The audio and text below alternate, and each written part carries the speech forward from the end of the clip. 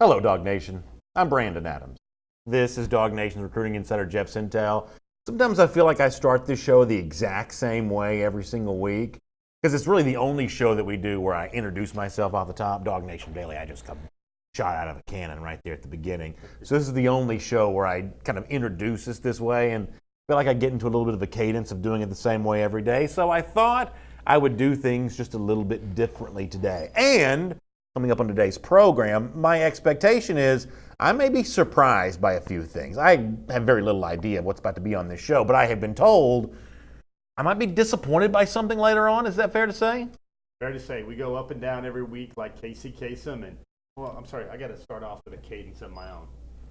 Hi, Dog Nation. Oh, hello before the hedges. I'm Jeff. This is my buddy Brandon. Yeah, so we're going to do top targets like always. We'll get into some of the cool stuff that's been on the internet over the last few days involving some top 2020 targets for Georgia and maybe even beyond. We'll do a lot of that over the course of our program here on Before the Hedges, presented by Kroger here today. But let me begin with this.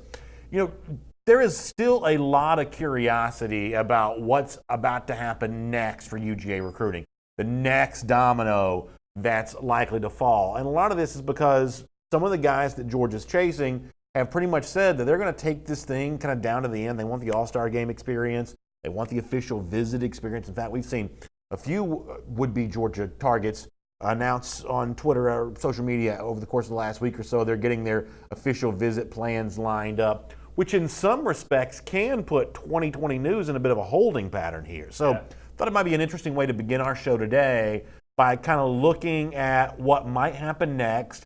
Not necessarily who's next to commit to the G, but in a roundabout way, who is next to commit to the G? Yeah, I think what we're trying to do here, folks, probably provide viewer and reader service because folks want to know, all right, when should I get geeked up? When should I perk my ears up about who could potentially be on a timeline? Well, first and foremost, we're going to hit you with some charts and some facts and figures, but all of these things are very much subject to change. There's some guys in this class that I wouldn't be surprised whether they zig when they're supposed to zag, or when everybody thinks they're supposed to commit on a certain day, then they decide to do it on a totally different day because they like. I feel like we've already got one of those guys that's out there pretty prominently here. Twice in the last 3 weeks?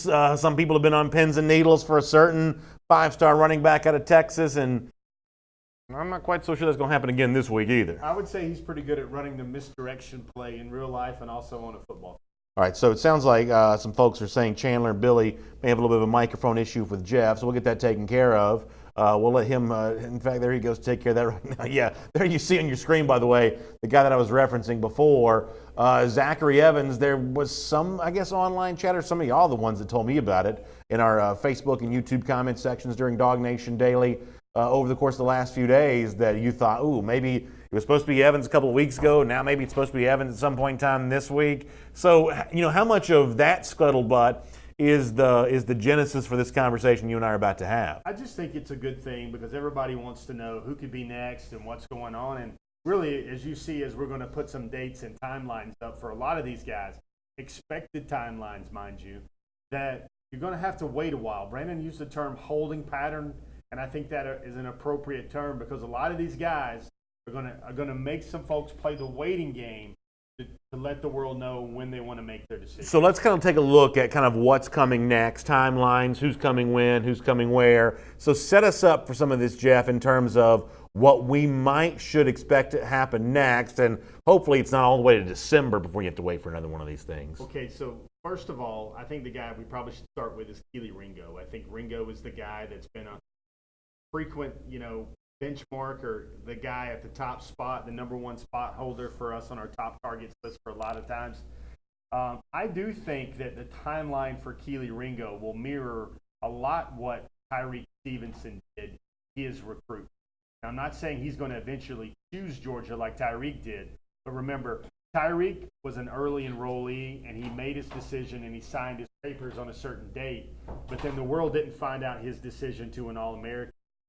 If I had to put a Coca-Cola on it, or I had to have a gentleman's wager on it, I could see Keely Ringo going to the All-American game in order to make his decision. And that's pretty much been expected. That's one of the guys that I think a lot of people, with all due respect, because I know we want to respect the sanctity of these decisions, most people think they know what he's going to do, even if they have to wait till the winter of the year to hear it, right? Yeah, I think that's fair. I think everybody knows about the crystal ball theater by now, and that's well known and well published and well documented. A lot of these things, though, a great official visit, a great unofficial visit could just cause folks to move things up. But Mr. Ringo, even when he released his top 5, he said that he wanted to take all his official visits first. And Brandon, some people, let's just call them type A's or classic recruits, which means they want to follow a classic traditional recruitment, and they want to have the exclamation point or the last road of their decision to be in an All-American game. How about the next name to know? The next name to know, there's a lot to go through. I'm going to start with the second name. That's Noah Sewell. Okay. That's the 5-star inside linebacker out of Utah.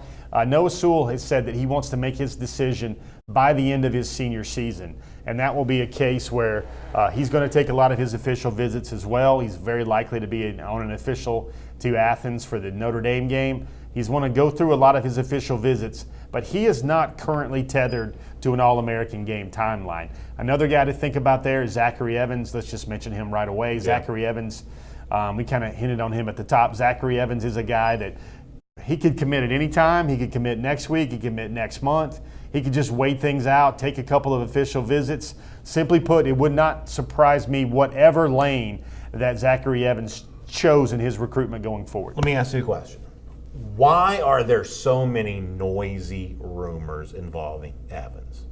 Is this a typical issue of the desire for information outpacing the availability of information to such a degree that someone's going to step in there and fill that gap? Because, there have been a lot of noisy, in some cases specific rumors involving Evans' commitment. What do you attribute that to? I think it's a lot about attention, whether it's attention on the media professionals that put these things out or friends of a friend that want to sound like a smart guy on the message board. And it might also have something to do with Evans and his own nature. I thought it was interesting how Evans has had tweets or Instagram posts where he's signing off. And then, the young man, it seems like can't stay away from it because he's back on Twitter. He's back on Instagram Live. Sometimes some of his friends are going live off his Instagram account. Yeah. So you got a situation there with Mr. Evans where there's a lot of information going around and there's a lot of back and forth where some people just really like interacting with the fans. Let me say that very simply. Who else you want to tell us about? Darnell Washington is a guy that's expected to take his official visits first. He recently released a top 3, which later became a top 5. Jordan Birch will be most likely in an All-American game. Zachary Evans, we got a graphic up there for folks now to be determined. Theo Johnson is a guy that's going to take his official visits and then is going to go off field based off those official visits. That approximates his timeline to late October, early November for his decision. We've covered all those guys right now. I think we've got another page of guys to look at. You've got a couple of guys, Elias Ricks, who is already currently committed to LSU. Gervon Dexter is currently committed to Florida. Zykevius Walker told me recently that he'd like to make his decision after his official visits as well. And Eric Gilbert, remember that comment he made where he only needs a couple of games to figure things out? I would ballpark October as another decision lane for him to look for. Maybe some news might come out of there by October. All right, so let me give you a question I'm sure you won't answer. If we put Kelee Ringo on one side of the continuum as an uncommitted player who's a lot of Georgia fans feel really good about, we put Elias Ricks on the other end of that continuum, 180 degrees other direction, a player that would be a very, very difficult pull for the Dogs. Give me a name that's a little closer to Ringo, and give me a name that's a little closer to Ricks. Let me see how I can help you out and oblige you a little bit. I would say Dexter and Ricks are kind of right there on the degree of difficulty pulls. Because so you think that Dexter, I'm actually a little bit surprised to hear you say that. You think Dexter is almost as difficult as pulling Ricks? Just given the seeming connection between the two programs, I'm a little surprised to hear you say that. I don't have enough information to argue with you, but I'm a little surprised to hear you say it. I would say Dexter is way out there. If I had to put them in some sort of jockeying position, I would think Dexter might even be the harder pull, slightly harder pull than Ricks.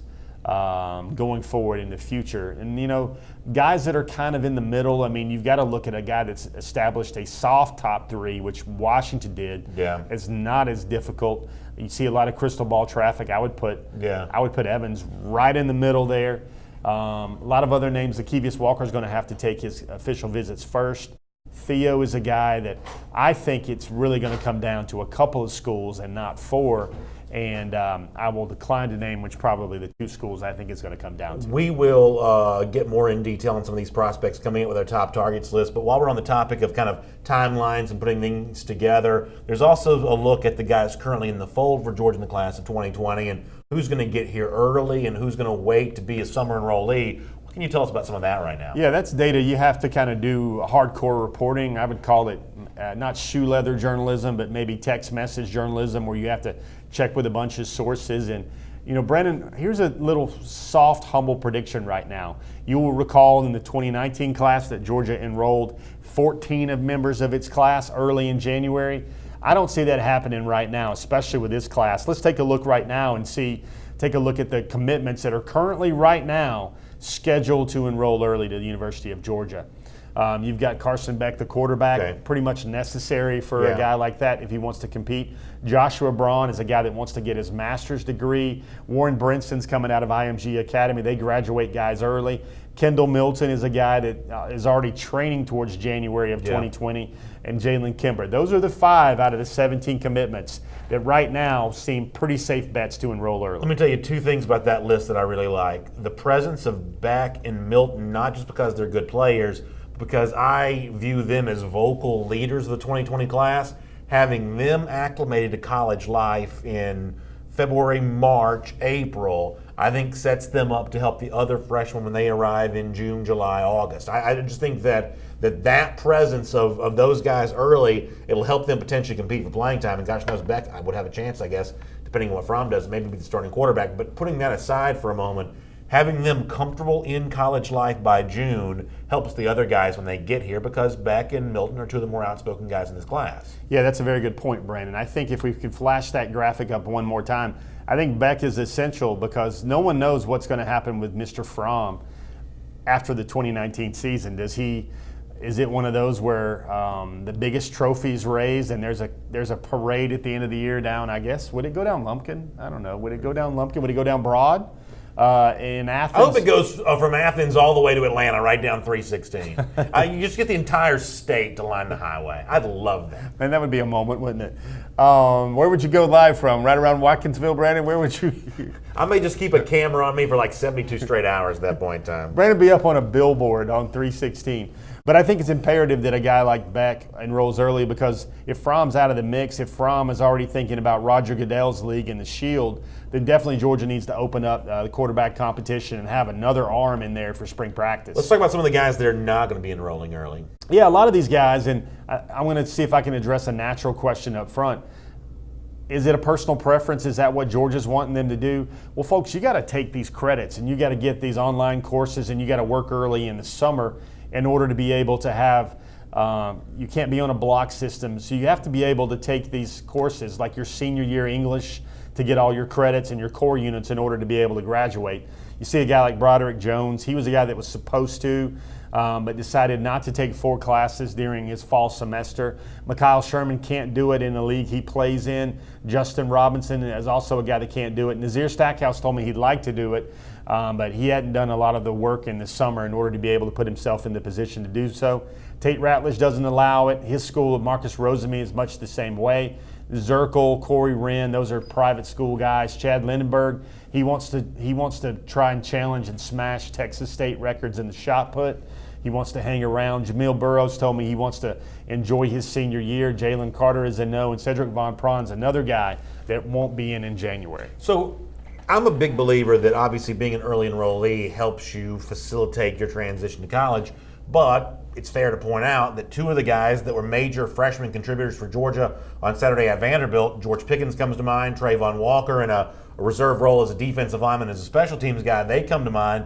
They were not early enrollees. Yeah. They were heavily involved for Georgia, having only arrived at Georgia in early summer. There may have been others as well. Those are just the first 2 that kind of came to mind for me. Does the presence of Walker and Pickens on the field as much as they were a week ago, does that mean it's less important now to be an early enrollee than it used to be? Well, certain positions, if you're just naturally gifted, I think the learning curve for running back, you saw Kenny McIntosh make the bus as well. He's a guy that showed up later in the, in May, June for Georgia as well. And you can't fault him for not cracking the top 4 because, my gosh, look at the top 4. Look at the top 4. I think the other thing you got to think about there, and if we're being smart and being judicious with our words here, is that Georgia is always going to be right at 83, 84, 85 scholarships, and maybe they might not have cleared a lot of those scholarships to bring in 18, 19 guys in January. Because the thing to remember, guys, is 85. I know there's very convoluted and confusing rules about how many can sign, who gets back counted, who enrolls early. Can they sign this many if they signed that many a year ago? The number that trumps all numbers is 85, and that's the maximum amount of students on scholarship the University of Georgia can have in its football program at any one time. Happy to see VTW on YouTube say that he drove past the old Turner Field in Atlanta the other day. It's now Georgia State's football stadium. And he saw the sign that said upset with the big capital T for Tennessee, 38-30. Glad to know that the Georgia State folks are having fun with this. You see that big truck that was driving around that had the highlights playing? Georgia State folks downtown Atlanta, they're having a good time with this right now. That's a good thing. By the way, Jim Withrow also reminding us that Tyson Campbell came as a summer enrollee for the class of 2018. He also became a starter last year in the early going for Georgia as well. That's another example of a guy not necessarily needing to be an early enrollee to get on the field early. Now, I'm still a big believer that early enrollees are an important part of the process, but it is interesting to cite some counterexamples to that discussion. Jake Kermata is a guy that he enrolled late in the year, May, June, and he became the starting punter last year against Austin Peay. Look for Jared Zirkle to kind of do the same. Whenever he does enroll, kicker is a spot where you don't need a lot of reps. It's really just you and the goalpost and your holder and your snapper alone on a practice field. Not much else to learn besides kick the ball high and kick it straight. Take very few steps to do so. Zirkle's another guy that you have to sit there and look, and he has a strong line on his starting job when he arrives in Athens. Winston Mock also predicting that commits come like crazy after the Notre Dame game. It will certainly be a big weekend for visitors. We'll follow and see where it goes. It's Before the Hedges presented by Kroger. Great to have you with us. Let me also to say a huge thanks to our friends at Kroger for making this all possible. Let me also remind you that pumpkin flavors are back at Kroger this fall. You can save on everything pumpkin, including pumpkin spice coffee, pumpkin pies, even pumpkin scented candles. Kroger is sure to get you ready for the upcoming fall season. Check it all out with our friends at Kroger. All right, later on, we'll have trivia. Jeff will share his weekly six-pack. We'll check in on some of the chatter that's been online regarding some top names to know when it comes to UGA recruiting. But let's take a look at our top targets list right now. Now, some of these we just talked a good bit about, so we'll roll through a few of these pretty quickly and only pay attention to the ones that really show some movement. For instance, you're starting at number 1, a guy that we just addressed. I'm assuming he remains at the top where he has been for a while. 5-star cornerback Keely Ringo. We'll certainly wait on a all-star game announcement type thing for him. He wants to take his official visits. Anything else about Ringo you want us to know? Everybody follows this social media chatter. Well, the Ringo family camp, Team Ringo, give some love recently to Texas and Oregon and everything else. That camp is looking forward to their official visits, and that kind of meshes in with the timeline. We've been told that the official visits are going to have to take place, and this is not going to happen on a shot clock. How about number 2, top targets just below Ringo here on Before the Hedges presented by Kroger. The next name to know on this list for the class of 2020. We'll get ready to take a look at that and see who that is. How about Noah Sewell from Orem, Utah? Another name you also addressed there a moment ago. A guy that has risen in stature with the Georgia fans, and certainly the Dogs seem to be squarely in the mix here as of the moment. Yeah, definitely. He's a very rare, special player. If you see him on social media, he's kind of getting back off that foot injury, moving forward, getting back. Don't think he plays a lot until region play opens up in Utah, but he's a guy that he just said, I want to do it by the end of my senior season. The last time I had a good conversation with him about it, he wants to take some visits, and he wants to do it at the end of his senior season. Definitely not attached to an all-star game decision reveal at this time. Top target name number 3 to know after the 2 defensive guys, Ringo and Sewell. We see Darnell Washington moving high up the list. Now number 3, a big leap for Washington here. What gives with the movement? Well, he's a top target. Georgia definitely needs a tight end. I think he's slowly moved up from around 8, 7, yeah, he's 6. really climbed a lot over the last few weeks for sure. I think he was 7 or 8 over the summer largely, and his stock continues to rise. that top three. I think he's going to take 5 official visits. Alabama and Penn State, I believe, were the other 2. Miami, Tennessee, Georgia are the schools to really watch them. His stated leaders, and even though he wants, as you told us last week, to include Penn State and Alabama on the official visits list, it's kind of funny to me that his stated leaders, I think of, now I know Miami's had a lot of good ones, certainly going back years ago and in the Hartley era as well, but I think of Alabama and Penn State being slightly more tight-end schools than I think of the other 2 competitors here, Miami and Tennessee, when it comes to a Washington services. Yeah, and the one thing Wrinkle will throw in here in the Washington stew right here for folks to chew on is, man, he's going to be there on an official. Gilbert will probably be there on an official, if not an unofficial. And Theo Johnson will also be there on an official visit weekend. I think the only person that's going to be busier than perhaps Dog Nation Daily, Jeff Sintel, and maybe the ticket man at the University of Georgia, or the recruit man who's handing out tickets and passes or whatever for recruits to get in that west end zone, might be assistant coach Todd Hartley, tight ends coach Todd Hartley. Yeah, he's got a lot to entertain that night. I don't know what he does. He's got an hour and a half for this family, an hour and a half for this family, or he just brings them all together at the same time. Top target next on the list after Washington out of Las Vegas, Nevada. Let's find out who's at name number 4. Also a guy moving up here, Jordan Burch. Now, he's from Columbia, South Carolina. Some think that Clemson is the number 1 foe potentially for Georgia here, but it's also fair to point out that his in-town school, University of South Carolina, lost to North Carolina on Saturday in somewhat ugly fashion. How much does that impact Burch? Well, Burch is a guy that you got a lot of Carolina ties in his program. Head coach was a former player, actually has a pretty good podcast. Teammate on the defensive line, is already committed to South Carolina. Will Muschamp's son is the quarterback at the Hammond School in South Carolina. Burch cannot enroll early. That's not allowed out of his school. That's another name to consider there as well. Everybody needs to pay attention to what's happening with Clemson and Georgia. Clemson and Georgia are the names you hear a lot. So it's for those Jordan 2 Burch. schools more so than the in-town, hometown school right now. I guess unless Ryan Helinski becomes the second coming of Baker Mayfield immediately at South Carolina, I would say that those 2 schools, to me, seem like the ones to look out for. Interesting to see Darnell Washington and Jordan Burch climbing the ranks here for our top targets here on Before the Hedges presented by Kroger. Let's find out who shows up next name on the list, number 5 here, and dropping is Zachary Evans. Now this is going to be pretty interesting. Are we talking about a drop? Because Evans didn't become worse as a player necessarily, although he did not have a great game last weekend. Is this about the ascension of Washington and Burch? Is this about something going on with Zachary Evans? Why is Evans lower on the list than he has been? I would say, sometimes, Brandon, you do say smart things from time to time. And I think that the need to get a defensive lineman up there a little bit higher, because I think that's a core area for the program going forward, means a lot. I think Washington could potentially mean a lot to Georgia for the 2020 cycle.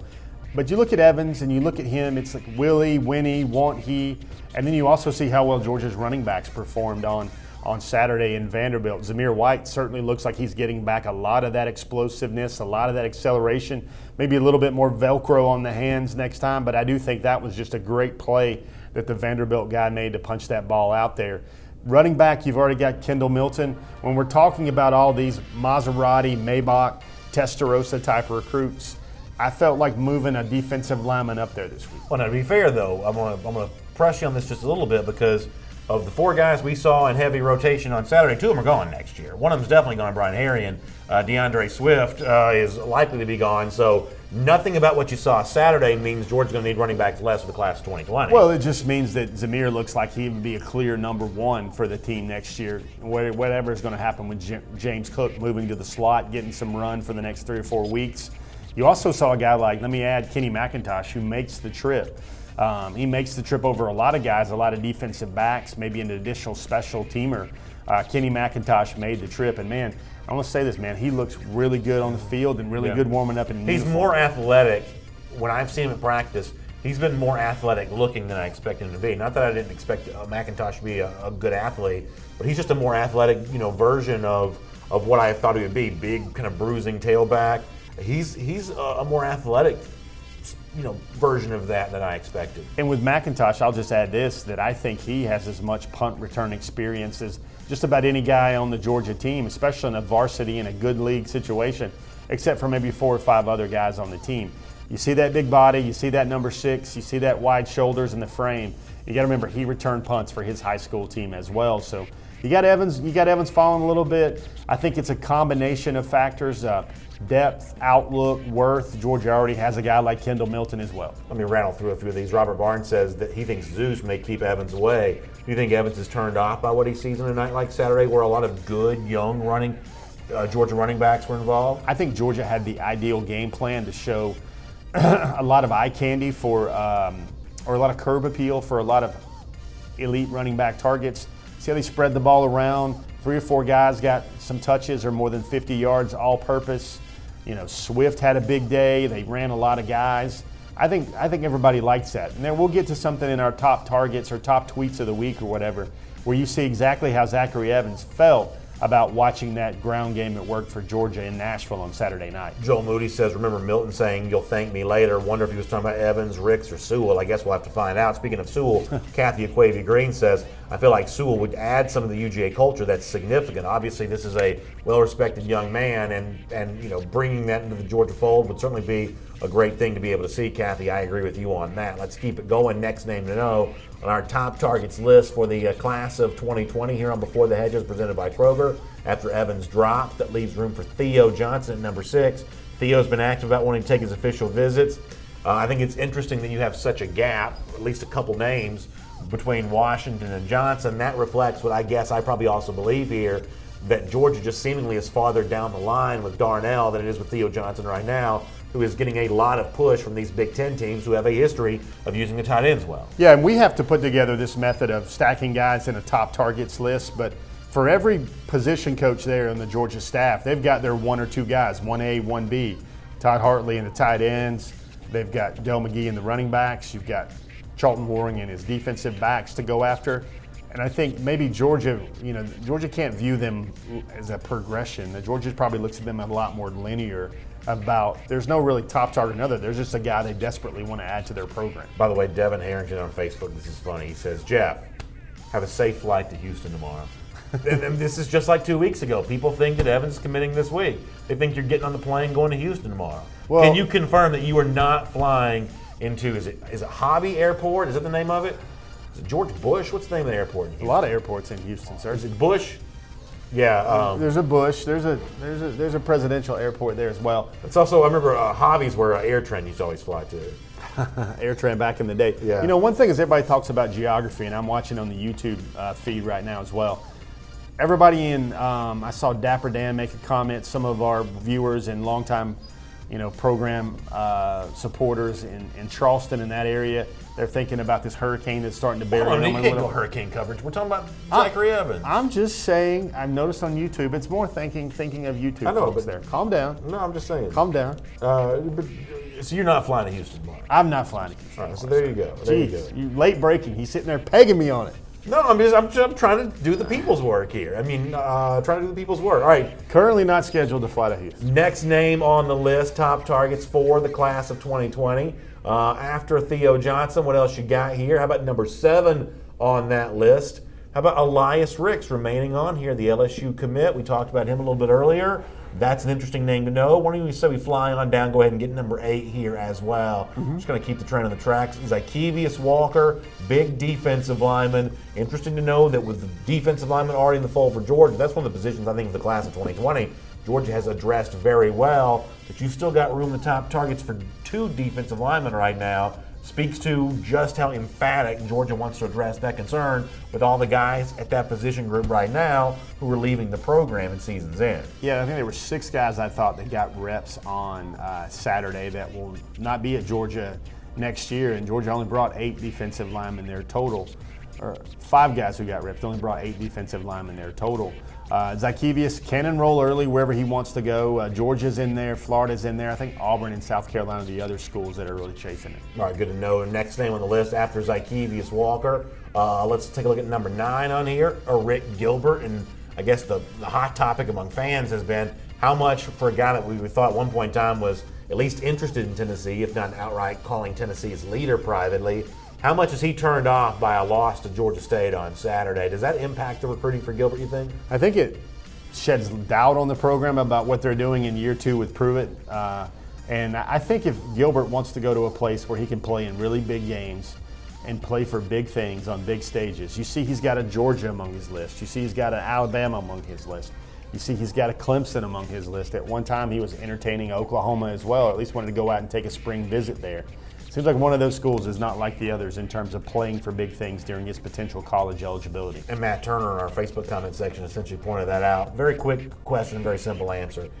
If Gilbert were to choose Alabama instead of Georgia, what would the reason be? Because, I mean, it's one thing to choose Clemson, that's a different kind of culture, but Georgia and Alabama are similar cultures. So if you go to Alabama instead of Georgia, what's the reasoning behind that? I got two reasons. Number one, Alabama has a greater tight end history right now. You see O.J. Howard, you see Irv Smith. Yeah. I don't know if the route tree is a little bit more complicated, but for all Georgia is right there knocking on the door of the upper tier of college football, the penthouse of college football. Alabama's there, and they've been there for a while. And sometimes recruits sit there and they say, you know, I like what Georgia's doing. I love what Georgia's doing, but they're not Alabama yet. So to be clear, and this is certainly a fair answer, let's say that Gilbert would remain an uncommitted prospect. Georgia wins a national championship. Is he going to be swayed by that? Is this more about how you use his position, or is this more about the prestige of the program, which admittedly right now, Alabama's been in all 5 playoffs, and they've won national championships. Is it the prestige of the program or the utility of the position? I think it's a combination. I think it's not as cut and dry as that. I understand your question there, but I think it's a lot of factors. It's the fit, it's the feel, where he's going to be coached, what type of environment he will play in. Will they make him better? How will they use him? I guess, you know, what if Eric Gilbert decides to take an unofficial visit this weekend to Georgia State? How would you feel about that? Listen. You know, that's the team that beat Tennessee, right? It'd at least be entertaining. Next name on the list, top targets for the class of 2020, sliding in there after Rick Gilbert out of Marietta, Georgia. The final name to make the list, it is the Florida commit, Javon Dexter. So really, we have room for 3 defensive linemen on this list. And you were a little, I don't know, you know, parse your words too much, but you were a little more skeptical of this flip a moment ago than I thought you'd be. Give me a final thought on Dexter before we move on.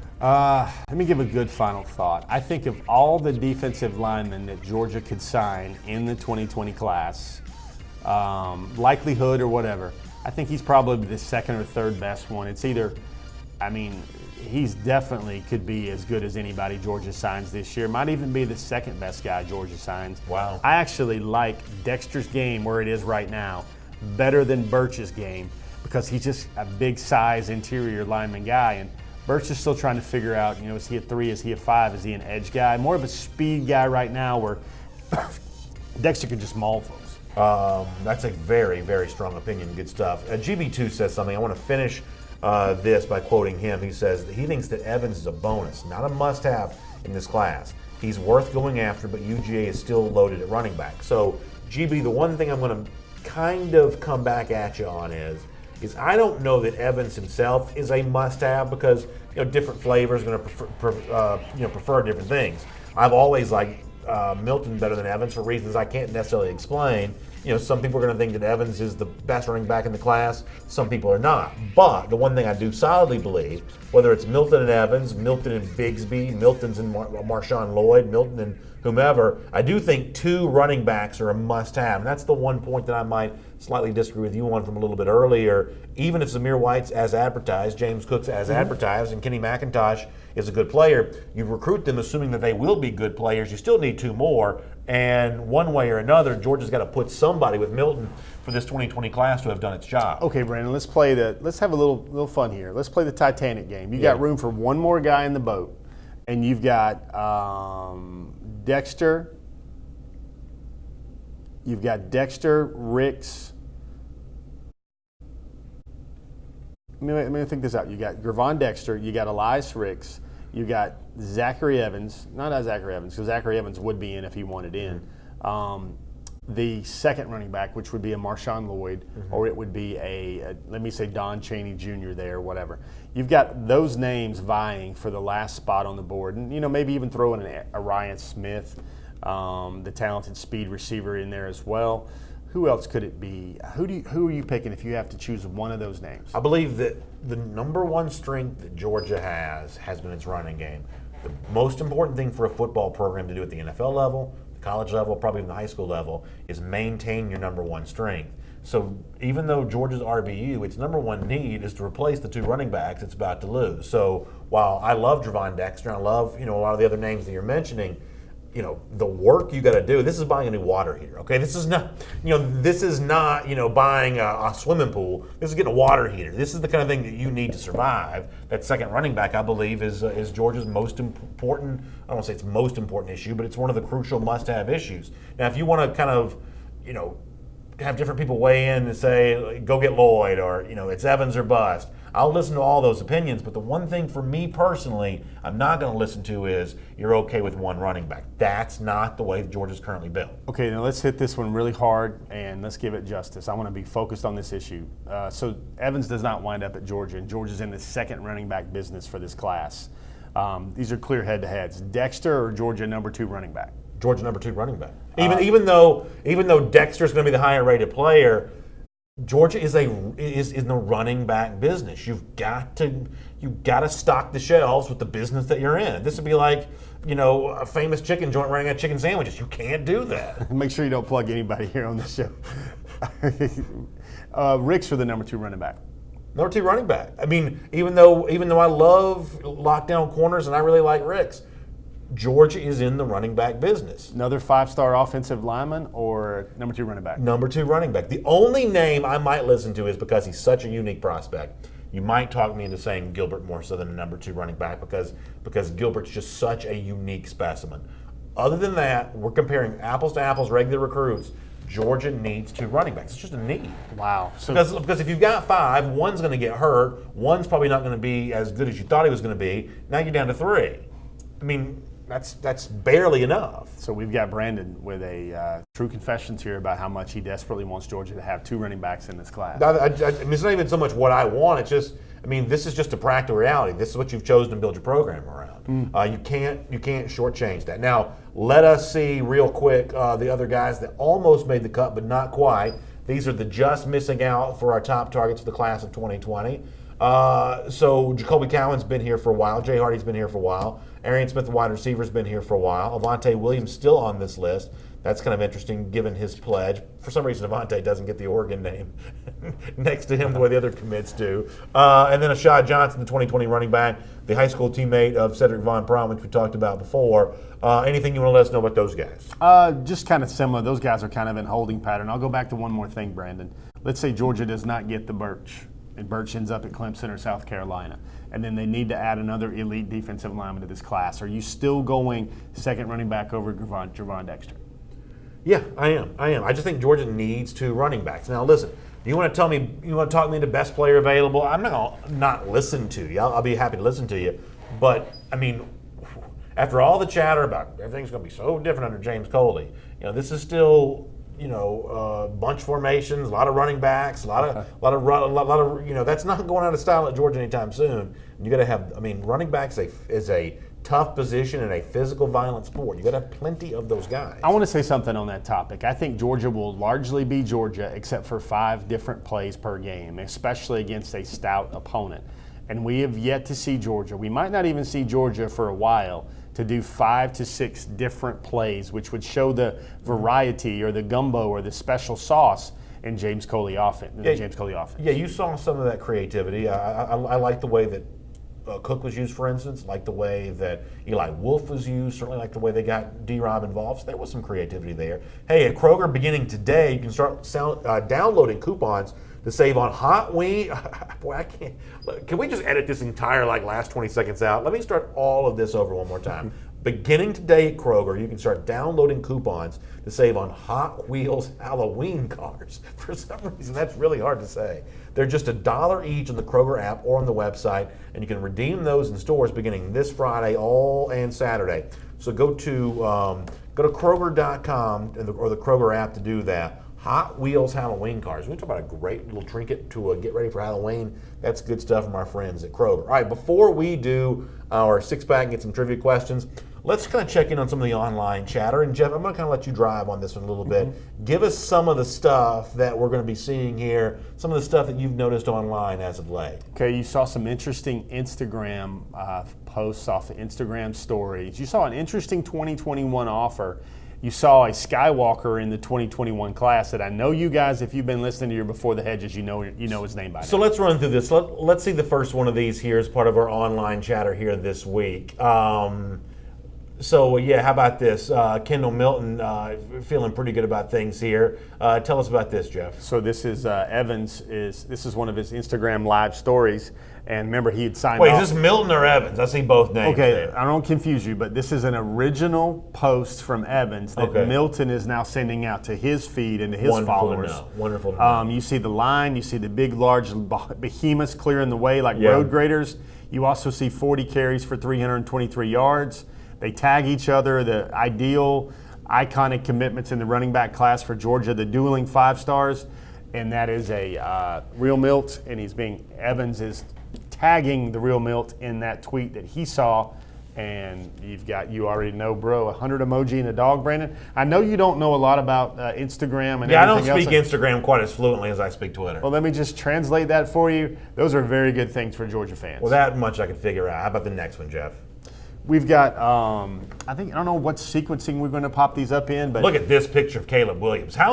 This is an incredible photograph. Whoever took this, shouts out. It is. I mean, look at, first of all, those are the whole things about using your back foot and your mechanics. That's a great photo.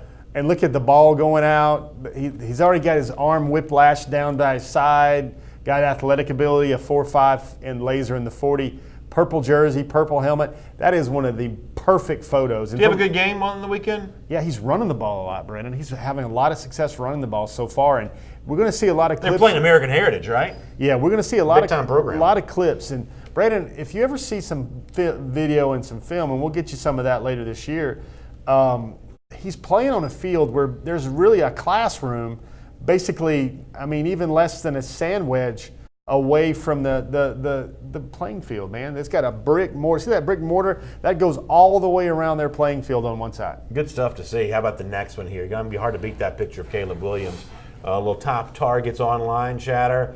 Okay, so tell me what's going on here. So first of all, this is Mr. Suamatia, and that's his Orem High School in Utah. That's where Noah Sewell is recovering from. Look at Noah right there. Look at that scenery around the stadium. How nice would it be if some Georgia high schools had that kind of scenery around the stadium? That's beautiful. Only maybe in Rabun County, but that's a good call. All these pictures you see, Noah's got, and he's in a walking boot. Yeah. He's overcoming something right there. One little thing I wanted to add on Caleb Williams, if we can pull that thing right back, is let me drop a little bit of info right now.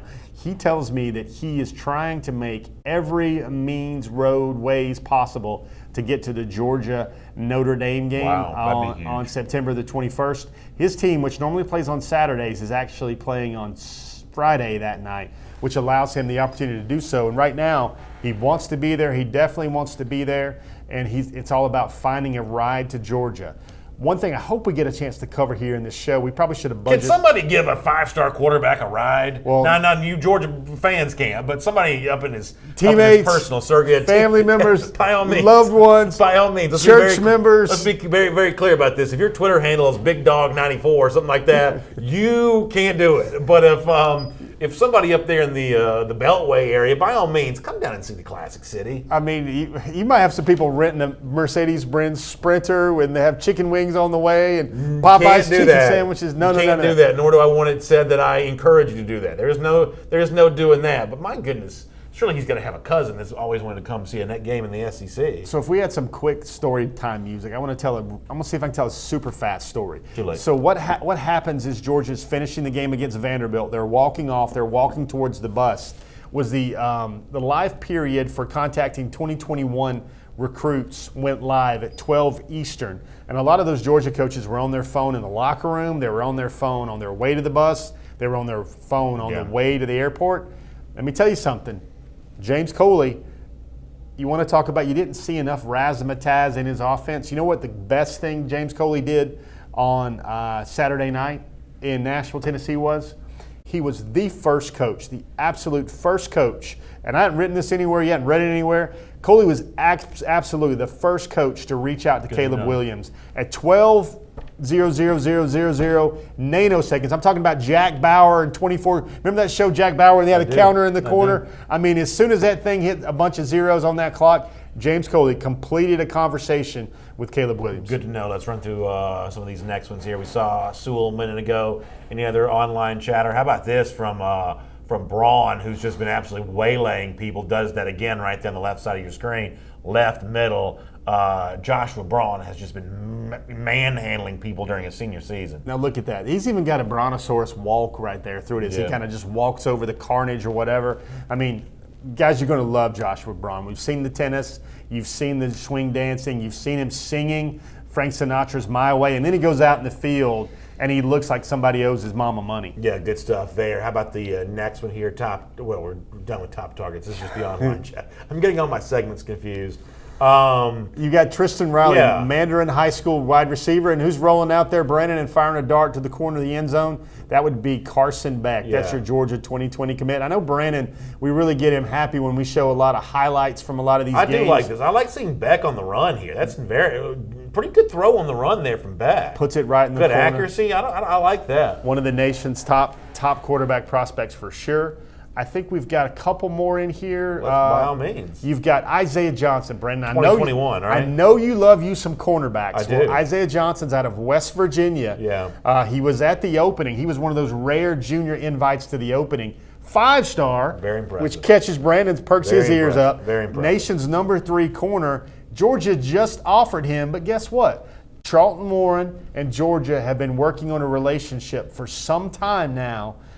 Getting to know Isaiah Johnson. He tells me he's thoroughly impressed by the Georgia offer, and he will look to come down and visit a game this fall. Great to hear. Any more of our online chatter to get with here? Alan Rabanchi, by the way, impressed with Carson Beck. He says he's the real deal. I also like this from Brian Fortner as well, that the Brontosaurus Joshua Braun is going to be the Gator Grader. I like that. That's pretty good stuff right there. Pretty good stuff. Good comment. Anything you can get anything derogatory involving the Gators, Brandon's going to be a sucker for that every time. Good to see Petey Wheatstraw back in the comment section. Are we out of bullets on the top targets? We got a lot of those. Some of the things Georgia sent some edits out of their top 2021 guys. It's an interesting one with the beware of the dog. It sort of looks like a crossroads to some extent. So the 2021 cycle is now definitely all the way open for business at the University of Georgia. All right, let's now, speaking of open for business, open up Jeff's counter here, put the 6-pack on the table, a bunch of trivia questions designed to stump us. Is it about Vince Dooley maybe this week? We normally try to guess the theme. It's Dooley Field coming up on Saturday at Sanford Stadium. Are we Dooley themed with our questions today? Snarky Brandon hates it when I go further than 7 to 10 years back in everyone's memory bank. I think Dooley might be for Arkansas State week. We've got a home opener. We've got a game against the prestigious Murray State program. The Racers. And there is a looking for revenge, by the way, from the 2002 NCAA basketball tournament. That's a long time ago. Let's go. Let's dig in our mini fridge right here and let's pull out our first one. Which one of these is not true for Murray State football over the last 4 years? Oh, no. They lost to Austin Peay a year ago by 25 points. Remember, that's the team Georgia beat 45-0 to open the year. Illinois beat them 52-3 to open the 2016 season. C, they went 5-3 in the Ohio Valley Conference FCS opponent play in 2018 for their best record in 8 years in that conference. Or D, Murray State beat Louisville by a 21-19 margin. Okay, so I'm pretty sure they are in the Ohio Valley Conference. I think that part's true. I don't think they went 5-3 in conference. I don't think they're very good. I'm talking about even by FCS standards. I could be wrong about that. They haven't been very good against the spread. I do know that much. Illinois beat them 52-3, so I'm looking for not true. I'm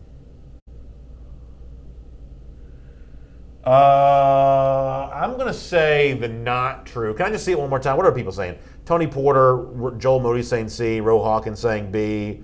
I'm going to say the C is not true. Look over them again closely, sir. Zach Smith says B. Murray State beat Louisville. Oh, I don't think Murray State beat Louisville. So I guess that's not true. Let me just say D instead. Although I'm shocked to hear that they went 5-3 in conference. Okay, but I don't think they beat Louisville. Let's go through all of them. Now, could Murray State beat Louisville on a good night of basketball? Probably could, but football, that seems hard to believe. So let's go through them all. They lost to Austin Peay a year ago by 25 5 points, correct. Illinois beat them 52-3 to open the 2016 season, correct. They did go 5-3 in Ohio Valley Conference play in 2018 for their best record in 8 years. Murray State did not beat Louisville, but Louisville only beat them 21-9 in 2011. So Brandon, you were circling and circling. And Almost got the wrong answer, but I finally rallied to get the right answer at the end. That would have been a Bobby Petrino team, I think. I believe that would have been a Petrino team. Yeah, Petrino 1 or Petrino 2. He had two different eras there. Yeah. Okay, number 2, moving right along. We're going to dig in the mini fridge for our second sampler of the 6-pack. Number 2, this is another theme about Murray State. What is the genesis of the Murray State Racers nickname? Good. A, the founder of the college was also a major benefactor for the Indianapolis Motor Speedway and the IndyCar Series. B, it goes back to thoroughbred horse racing. C, the name of their live mascot has always been Racer throughout the years. I'm going to say it almost for sure has to be the B. It has to be related to the horse racing. That's obviously what the state of Kentucky is famous for here. Kentuckians don't like Indianans very much, so I'm going to say we're going B here. The thoroughbred horse racing. I wish if I could have added one more. If I had room for one more, I would have said that it goes back to the bootleggers of Kentucky whiskey throughout the days like the General Lee. Brandon has nailed it, 2 for 2. It does go back to thoroughbred horse racing. It is all about Kentucky and horses. I think that Racer is actually a pretty cool name, to be honest with you. They've got another mascot named. Their live mascot is Racer 1, and then their costume mascot. Wait, they have a live horse? Yeah. Really? I don't know if that one's going to come to Athens or not. Well, good for them. Cool if it does. But their costume mascot is named Dunker. Oh, yeah, it's kind of a basketball school. That makes sense. Yeah, okay, moving on to number 3. They're good at basketball almost every year. Brandon's now 2 for 2. Which one of these is not true about the Murray State Athletics program? A, the Racers have won 6 consecutive NCAA rifle championships. Could see this being true. The athletics program was once known as the Thoroughbreds, Breds, T-Breds, and Racehorses. Could almost see that being true. C, they have had as many NBA first-round draft picks as all but 2 SEC teams over the last 5 years, including your Georgia Bulldogs. I could see that being true. D, they play Western Kentucky every year in a contest that is known as the Battle for the Red Belt. They have a red belt. Okay, as a football program, Western Kentucky is way better than Murray State, so I'm assuming they don't play every year. But that's a very specific answer. I mean, Western is just leaps and bounds as a football program better than Murray State. So I'm going to assume the answer is not. I'm going to assume the incorrect answer there is D. Robert Reynolds says A, though. Philip Jordan Wells says B. I mean, like I said, the rifle thing seems like it could make sense. The basketball situations, obviously, that's a good basketball program. They're just not playing Western Kentucky every single year. Western Kentucky beat them by 40 points. Brandon, can we give Brandon a buzzer, man? Does he deserve a buzzer for that one? They have not won 6 consecutive NCAA rifle championships. Okay. Well, it makes sense they would have one. They're pretty good. They have a great rifle program, though. I think they've won. So they play Western every single year. Yeah, they play the What battle was for the score red. of the Western Kentucky Murray State game a year ago. You don't know. You keep your eye on the ball. Let me look at this. Number 4, Brandon. We've side-roaded him now. He's doing some side work here. Number 4 on our list. Okay, Brandon, you need to get your eyes on the defense right now. Here. Which one of these major college head coaches did not coach at Murray State during their career? A, Ron Zook. B, Ralph the Fridge Friedgen, out of Georgia Tech and Michigan fame. C, Frank Beamer. D, Houston Nutt. Or E, Mike Leach. So which one didn't coach there? Leach seems like he would not have. He's kind of more in that that sort of running. I mean that silver stretch type offense. Not. I don't know about that. Beamer. I would imagine he was coaching before Murray State even started playing football. Friedgen. So it's start their career. Ooh, that's tough. Zook is a weird name to have on there unless you really meant that. I'm going to say it's Beamer. Something tells me Beamer started his coaching career for like leather helmet team or something. So which one of these coaches did not coach at Murray State during their career? That's your question. Make sure you read the question. I'm going to say it's. I thought it said which you didn't start their career. I'm going to say it's Beamer. Beamer seems like the one for me. Beamer seems like he was not a racer or T-bred or bred at any one time, correct? By the way, I would like to take a bow on this. I don't know if I'm going to get this trivia question right or not. The final score in last year's game was Western Kentucky 50, Murray State 9. So Nobody said it was competitive. I just said they played each other. my prediction on that came true as I would have imagined. So they're not carrying the red belt around too much. Yeah, the red belt, I'm not sure how prestigious that prize is. I'm going to say it's Beamer. Brandon says Beamer. What does the buzzer say? E. Mike Leach. He was never a T-bred. All right, yeah, in his that career. makes sense. I almost said that anyway. But you got Zook, you got Beamer, you got Friedgen. Right. You got a lot of names that came Cradle through that of program. Coaches. They should find that nickname. Cradle of coaches. Moving on. Number 4, I think, because Brandon's 2-2. So now we're on 5. Yeah, number 5. Number 5. This question, Murray State has signed 8 3-star prospects and another 4-star prospect over the last 4 cycles. Honestly, that's probably more true than you might. 8's a lot, though. I could see him signing a 4-star prospect. Every now and then a random guy will slip somewhere. I'm going to say it's false, though. I'm going to keep it simple and say that's false. Let's see what YouTube Nation has something to say about. Can you throw your eyes over there for Facebook? We got a lot of falses. Yeah, that's pretty much what everybody's saying. I'm going to say it's false. It's not impossible to do 8 3-stars at a school like Murray State, but I'm going to say it's false. Well, you would say it's false, but the record book would say that is actually true. They've had that figure also includes transfers to the FCS from Power 5 and FBS. Yeah, that's really how you get them. They've got 8. They've got 8 Usually 3-stars and 1 4-star. Grades are a slight consideration, but who am I to judge? Something like that, or maybe they just weren't as good as they thought their ratings were supposed to be. Sure. Moving right along, the final one. And, folks, let me be honest. I'm not going to belittle this institution known as Murray State. But what I like to do here in this one, in one of these, sections of questions, is I like to associate famous people like, Supreme Court justices, authors, playwrights, musicians, former NBA players, former NFL players. I like to put a lot of those together, and I want you to tell me which one of those famous folks did not attend Murray State. So we're looking for the one that did not. But here's the problem: there's nobody that went to Murray State. Oh, come on! There's nobody ever. There's really I couldn't put together a legitimate trivia question for enough. here. So what we have is an Island of Misfit trivia question at the very end. All right, there Number you go. 6.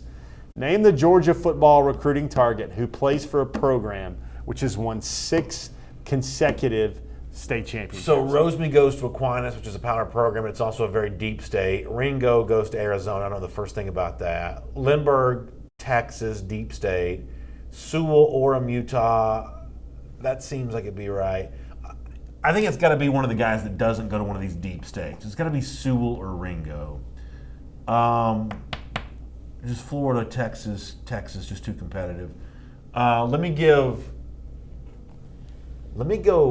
Sewell over Ringo on this one. I think it's got to be Sewell or Ringo. Let me go Sewell over. That's actually a pretty good trivia question. Let me go Sewell over Ringo. Hey, Connor, tell Brandon what he's won. Oh, it's Ringo. Okay. It's either one or the other. Brandon, you started off 2 for 2, man. You're firing darts. It's almost like I'm not going to say it. Hey, one thing to get to. I'm not going to say it. one thing to get to. We were going through a lot of things. One of the tweets I wanted to make you guys aware of. Theo Johnson had his official visit plan. I'm sure you probably covered it in the mainstream thing, but Georgia's going to be on a Friday, Saturday, Sunday. That's his first official of the remaining ones he has left. October 4th through the 6th, he's got Miami. He's going to take an unofficial visit back to Iowa the following weekend. The next week after that is his Penn State official. And then the last weekend of October is his Michigan unofficial. So look for him to get really busy early in November. We're up against the clock. We don't have time for 5 full minutes. We can do a couple minutes here. Y'all get some comments in here. We'll get it. Jimmy Guthrie goes 5 for 6, says, I'll take it. How impressed are you with Jimmy Guthrie's comment? 5 for 6? Yeah, 5 for 6. That's pretty good. I mean, Murray State, that's probably the greatest performance in the history of Murray State trivia questions on the Dog Nation Hedges Stephen program. Wainwright wants to know, by the way, look at Connor going 3-minute clock. That's pretty impressive. I didn't know we had that kind of flexibility. He says that he thinks that Kirby put a no refund policy in Jim Chaney's contract. You think that's true? Well, he's got an important game to call this week. I'll just say that. Here's a good question from Will. Any news on Justin Flo? Is Flo even still in the mix for Georgia at all? Flo's a guy that you hear a lot of things there with Clemson. I think Georgia clearly, as much as they're going to have to be thrifty and very economical with their inside linebackers and linebackers in general with this class, Noah Sewell is the kind of the clear guy to look for there. And should he choose Georgia, that would be a very special player. How many 5 stars do you think Georgia ends up with for its 2020 class? Asks Wyatt Fielden. I think the over-under, since you're a big fella about over-unders this year, I would start the number at 7. I think 7 feels about right. Wow, that would be a very impressive showing here for Georgia this season. Joel Moody says, which dog scores multiple touchdowns this Saturday? No one had multiple touchdowns this past Saturday. Give me a multiple touchdown score. Which dogs? Yeah, which Georgia player? I think there'll be multiples scoring multiples. I could see a first touchdown catch for either George Pickens or Dominic Blaylock. I would say that would be one of my props. Is I think one of those two freshmen gets a touchdown. I think a guy like Tyler Simmons catches 2 touchdowns this week. Jarvis Hanna asked about Nate McBride moving to fullback. I hope y'all saw it. Nate McBride got on a play on defense and did a nice job for the Dogs late in the game Saturday. Right now, McBride's part of this linebacking core, waiting his turn and biding his time. That's right. I'd like to see it. Maybe Nate McBride might be a Natrez Patrick or maybe a late guy like a Jawan Taylor or Keon Richardson who got some play late in their senior year. Maybe, just maybe, Nate McBride. I wouldn't stick the fork in his elite career just yet. Somebody asked about Georgia having 300-yard backs on Saturday. Chad Daniel asked about that. You see 300-yard backs? I probably see I see a bunch of guys having 50. I could see Cook, White, McIntosh, Swift, and Harrion all having 50. Maybe Harrion was the guy that goes over 100. You're going to see a lot of guys with about 7-8 carries and about 80-90 yards. Ro Hawkins asked for any new news on Notori Johnson. Notori Johnson did not make the trip. Yeah, tough. Honestly, I think Notori fighting as hard as he has for playing time is commendable. It's tough to move from offensive line to defensive line. That's just a really big challenge. Especially in the first year as well. But he's going to get an opportunity, especially these next 2 games. A lot of guys, I think, will run the gauntlet against Murray State and Arkansas State by how they practice and how they play, which puts them into position for getting some SEC time. Miriam Martin Corbin says, odds of the people on the waiting list for Dog Nation Express actually making on the bus. Miriam, tune into Dog Nation later tomorrow. We're going to have an update on that, and I think it may be good news for you. I just got to get a little bit of a clearance to go ahead and say it. So, you going to buy another bus? You going to buy another bus? I can't comment on that one way or another. But Miriam, tune in tomorrow morning. I know you will. The rest of you are curious about Dog Nation Express. I got a little bit of an update I can provide you on that. For now, though, Jeff Sintel, thanks for your fantastic recruiting information. We appreciate you bringing it to us as a part of Before the Hedges presented by Kroger. Is the bus full? I didn't get that update. Yeah, the bus completely sold out. So it sold out in what, a day and a half, something like that? Completely sold out. Is there room for an intrepid recruiting reporter or a jack of all trades, 5-star utility man like Connor Riley on that bus? I make no promises.